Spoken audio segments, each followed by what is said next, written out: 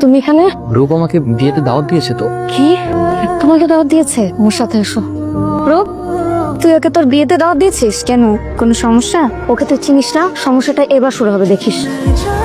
নিজন, তুমি কষ্ট পাচ্ছ? আমি জানতাম তুমি কষ্ট পাবে। রূপ চলো আমরা পালিয়ে যাই। হ্যাঁ এখনো সময় আছে। আমি আর সহ্য করতে পারছি না। ঈশ্বর রূপ, এখন বিয়ে পড়ানো হবে, চল কিছু প্লিজ পাগলামি করো না। বাড়ি চলে যাও। প্লিজ তোমাকে আর একটু দেখে দিই। করো না প্লিজ, তুমি চলে চল।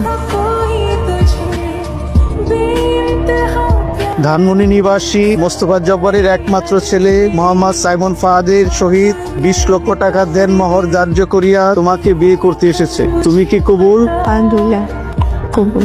আমার সহ্য হচ্ছে না রূপ, আমি সহ্য করতে পারছি না। আমি কিচ্ছু সহ্য করতে পারতেছি না। রূপ, আমার সহ্য হচ্ছে না।